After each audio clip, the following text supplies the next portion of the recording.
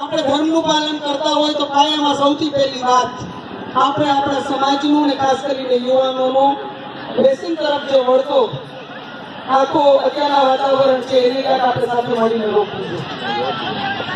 જે રીતે વ્યસનનું ચલણ આપણા બધા સમાજોમાં થાય છે અને એના લીધે આપણી યુવા પેઢી આજે જે રીતે પોતે શારીરિક રીતે નબળી પડતી જાય, સૌથી પહેલા જળમૂળથી કંઈક કાઢવું હોય તો મને લાગે છે કે સમાજમાં આપણે ખાસ કરીને યુવાનો છે એને વ્યસન મુક્ત કરવા જોઈએ.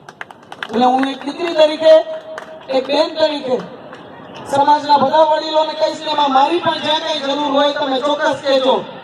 શિક્ષણ અને વ્યસન મુક્તિ અભિયાન એમાં હું એક દીકરી તરીકે જ્યાં જ્યાં ભાગરૂપ રહી શકું મને ચોક્કસ કહેજો. આપણે સૌ સંગઠિત થાય, શિક્ષિત થાય, વ્યસન મુક્ત થાય ને આવા નવા સારા કાર્યો આપણે સૌ મળીને આયોજન કરીએ.